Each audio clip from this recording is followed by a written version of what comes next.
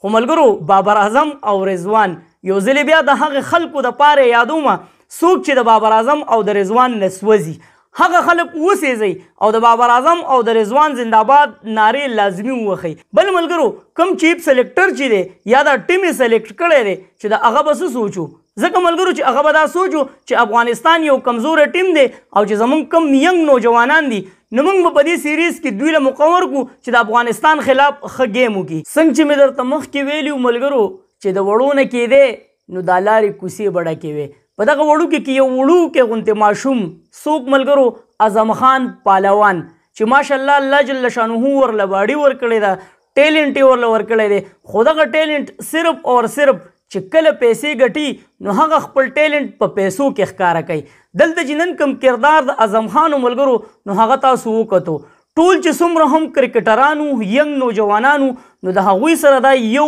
موقع وه. هغه کومه موقع وه ملګرو د خپل ټیلنټ ښکاره کېدو او خپل انټرنیشنل کیریر ښه کېدو دغه یو موقع ورسره د دې سیریز او هغه هغوی د لاس نه ووینځله. ملګرو افغانستان دغه سیریز وګټو افغانستان چې انټرنیشنل کرکټ شروع کړی دی نو د پاکستان خلاف یې دغه 2 ګټې ترلاسه کړې او سیریز یې وګټو ځکه هغوی ډېر زیات خوشحاله وو ملګرو چې پاکستان یو بهترین ټیم دی. افغانستان غوندې ټیم پاکستان ته شکست ورکو نو دا سیریز څه دومره اهمیت نه و ملګرو خو هغوی په دې باندې خوشحاله وو چې یاره پاکستان ته شکست ورکو او هغه خپل آغاز یې وکړو د پاکستان خلاف چې سیریز یې هم وګټو او 2 T20 هم ګټه ترلاسه کړه. څنګه چې تاسو ته ما وویل ملګرو چې دغه ینګ ټیلنټ چې کوم کسانو نو د هغوی سره دا موقع وه ځکه ملګرو د پاکستان خو تاسو ته پته ده چې کله یو کلاړي هغوی ورک کړی دی نو د هغه بیا درک هم نه دی لګېدلی. نو دا ورته زه امید سره وایم ملګرو چې اعظم خان او دغه 2-3 نور کرکټران چې کوم دي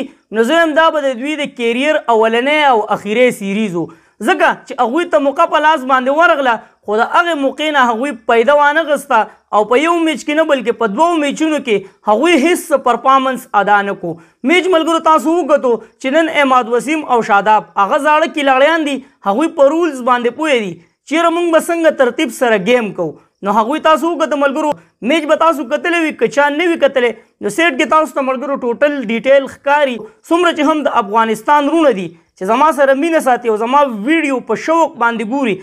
نو هغې ټولو ته وایم چې د افغانستان دغه اولنی سیریز د پاکستان خلاف دغه ګټه د تاسو ټولو ته ډېر زیات مبارک شي. نن یو بل میچ و ملګرو هغه د چاو د ویسټ انډیز او د ساوت افریقې نو هغې کې ملګرو یو ډېر عجیبه کار افریقې کړی عجیبه کار یې څه کړی ملګرو په 4 دي که په 5 اوورو کې ساوت افریقې سینچري وهلې ده. د دې خبرې مقصد مې دا ملګرو چې نن که تاسو دې میچ ته وګورئ نو زه هم د کرکټ شوقیان چې نو هغوی به په 2 ټیمونو پسې خاندل چیرې دا دوی څه کوي. اول د پاکستان بیټینګ تاسو کتل ملګرو مکمل ټیسټ سیریز و اوس ټیسټ هم دومره ایډوانس شوی دی ملګرو چې ټیسټ کې هم ډېر زیات هیټینګ کیږي. نو نن د T20 نه ملګرو که د پاکستان کلاړیانو او که د افغانستان کلاړیانو مکمل ټیسټ یې د جوړ کړو خو په میچ کې ملګرو 2 ډېر زیات ښکلي مزیدار پارټونه چې تاسو وکتل ملګرو ګربز چې کله آوټ شو نو د هغه غوسه زموږ پښتانه په غوسه ډېر مشهور دي. یو طرف ته ګربز په مخالف بیټسمین باندې ډېره غټه غوسه وکړه او بل ملګرو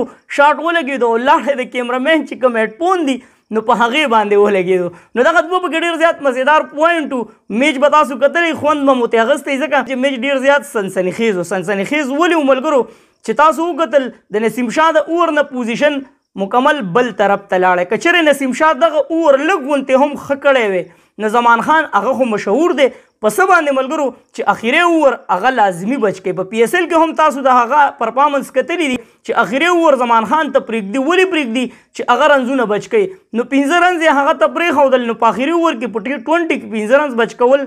دا بیا ډېر زیات ناممکنه وي. خو ملګرو بابر اعظم او رضوان یو ځل بیا د هغې خلکو دپاره یادومه څوک چې د بابر اعظم او د رضوان نه سوځي هغه خلک وسېځئ او د بابر اعظم او د رضوان زنده‌باد نارې لازمي ووهئ. دا ټیم نیمګړی دی د چا نه علاوه د بابر اعظم او د رضوان نه علاوه. نو چې بابر اعظم او رضوان کله په ټیم کې نه د پاکستان د ټیم دغه حالات وي. بل ملګرو کوم چیف سلیکټر چې دی یا دا ټیم یې سلیکټ کړی دی چې د هغه به څه سوچو ځکه ملګرو چې هغه به دا سوچو چې افغانستان یو کمزوره ټیم دی او چې زموږ کم ینګ نوجوانان دي نو موږ به په دې سیریز کې دوی له مقرر کړو چې د افغانستان خلاف ښه ګیم وکړي. خو دغه سلیکټران دي تاسو ته پته ده چې هغوی د کرکټ په طرف هم نه دي ورغلي. نو خلک وایي که نه وایي که کورې دې نه دي دي نو پشې خو به دې اورېدلي. نو کم از کم دله داسې نه و پکار. ځکه ملګرو که یو ینګ کلاړي یا 2 کلاړیان ټیم ته راځي نو د سلیکټر دا کار وي چې هغه سره سینیر کسان ورسره کی